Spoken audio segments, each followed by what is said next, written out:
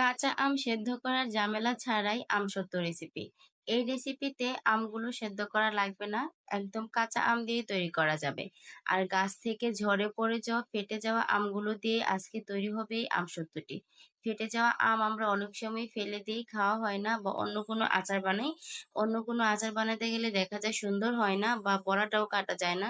তো আপনারা এভাবে চাইলে কিন্তু ফেটে যাওয়া আমটা দিয়ে আমসত্ত্বটা বানিয়ে ফেলতে পারেন। একদম সেদ্ধ করার ঝামেলা ছাড়াই সুন্দর করে ফেটে যাওয়া আমটি দিয়ে আমসত্ত্বটি বানিয়ে ফেলতে পারেন। তো ১ম এ আমি যেটা করেছি, এই ফেটে যাওয়া আমগুলোকে আমি সুন্দর করে কেটে বেছে নিয়েছি। আর আমগুলো মোটামুটি একটু পেকে গিয়েছিল, মোটামুটি নরম হয়ে গেছে। এখন কিন্তু আর কাঁচা নেই। ঝড়ে যে আমগুলো পড়ে সেগুলো কিন্তু আর বেশিটাই কাঁচা থাকে না। লাস্টের দিক থেকে তখন দেখা যায় যে আমগুলো একটু পেকে যায়। সে আম দিয়ে কিন্তু অনেক মজার আমসত্ত্ব হয়ে যায়। তো আমি আমগুলোকে ১ম এ খুব সুন্দর করে ভালো করে পরিষ্কার করে নিয়েছি আর সুন্দর করে ধুয়ে নিয়েছি। আপনারাও কিন্তু এই রেসিপিতে সুন্দর করে আমসত্ত্ব বানিয়ে ফেলতে পারেন। এতে করে ফেটে পড়ে যাওয়া আমগুলো আর অপচয় হবে না, নষ্ট হবে না। আর সারা বছর জুড়ে আমসত্ত্বটা খেতে পারবেন। আর খাইতে যে কি ভালো লাগে, দোকান থেকে কিন্তু আর আমসত্ত্ব কিনতে হবে না। একদম দোকানের আমসত্ত্বর মতো খুব সুন্দর হয়ে যাবে। তো আমি ১ম এ যেটা করেছি, আমগুলোকে ছোট, ছোট টুকরা করে কেটে নিয়েছি। তারপর আমি একটা ব্লেন্ডারে জাগে নিয়ে নিচ্ছি। সবগুলো একসাথে হবে না, সেজন্য আমি এগুলোকে ২ বারে ব্লেন্ড করব। এই যে দেখেন ১ম বার আমার ব্লেন্ড করা হয়ে গেছে। যেহেতু আমগুলো একটু নরম, নরম ছিল, সুন্দর করে কিন্তু পেস্ট হয়ে যাবে। চাইলে কিন্তু এই পেস্টটা দিয়ে জুসও বানানো যাবে। একদম অনেক সুন্দর করে পেস্ট হয়ে গেছে। এই যে দেখেন একদম স্মুথ একটা পেস্ট হয়েছে।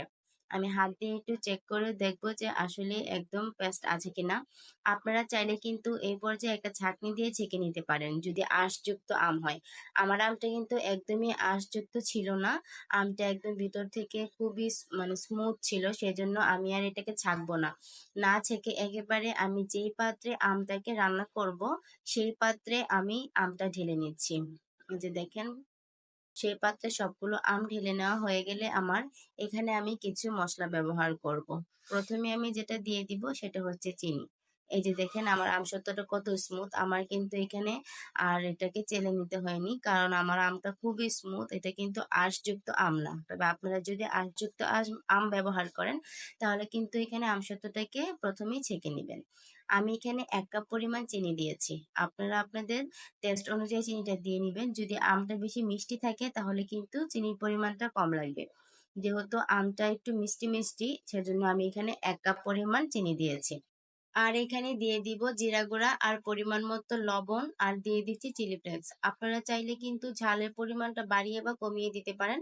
আমি একটু ঝাল, ঝাল করে তৈরি করব, সেজন্য একটু চিলি ফ্লেক্সটা একটু বাড়িয়ে দিলাম। আপনারা চাইলে কিন্তু আমরা যে রান্না করার সময় যে গুঁড়া মরিচটা খাই, চাইলে কিন্তু সেই গুঁড়া মরিচটাও দিতে পারেন। তবে আমি এখানে শুকনা মরিচের গুঁড়া দিয়েছি।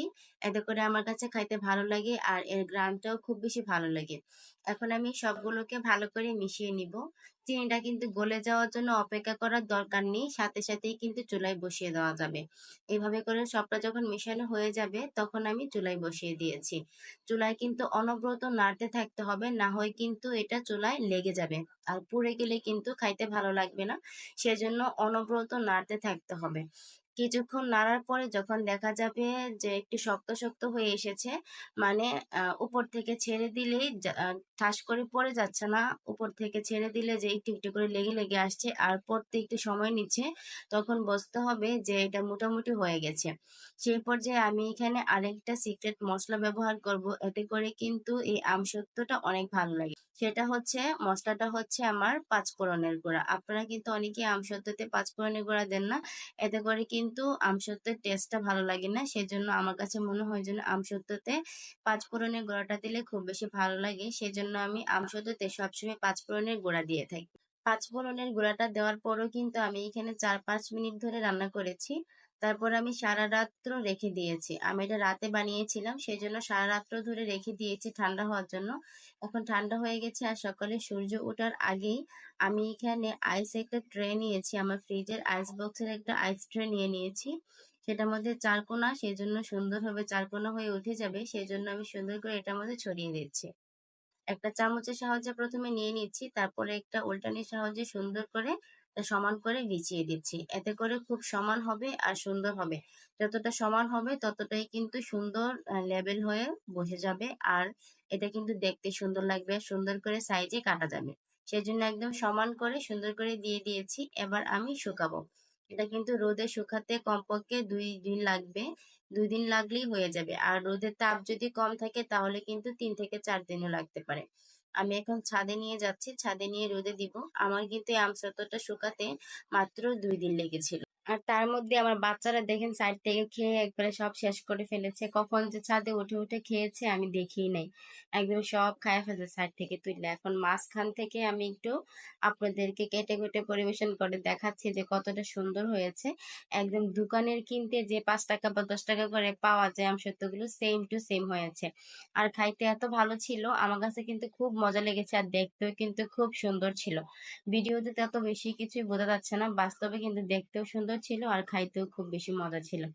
এই যে দেখেন একদম দোকানেরটার মতো কিনতে হয়েছে। এবার আমি সবগুলোকে সুন্দর করে গুছিয়ে নিচ্ছি আপনাদেরকে দেখানোর জন্য। তো আপনারা চাইলে কিন্তু এভাবে সুন্দর করে তৈরি করে ফেলতে পারেন। ভিডিওটির এই শেষ প্রান্তে এসে বলতে চাই আমার আপু ভাইয়াদেরকে, যদি আমার ভিডিওটি দেখতে দেখতে কোনো অংশে ভালো লেগে যায় তাহলে লাইক কমেন্ট করবেন। আর আপনার বন্ধু বা ফ্যামিলির মধ্যে ভিডিওটি শেয়ার করতে পারেন, এতে করে তারা ফেটে যাওয়া আমগুলো দিয়ে কিভাবে এত সুন্দর করে আমসত্ত্ব বানানো যায় সেটাও শিখে নিতে পারবে। আর আপনারাও মজা করে খেতে পারবেন। যারা যারা এই আমসত্ত্ব খুব বেশি পছন্দ করেন তারা কিন্তু চাইলে এটা খুব সহজে তৈরি করে রেখে দিতে পারেন আর সারা বছর খুব মজা করে খেতে পারেন। তো আজকের এই ছোট্ট ভিডিওটি থেকে সকলের সুস্থতা কামনা করে এখানেই বিদায় নিচ্ছি। আল্লাহ হাফিজ।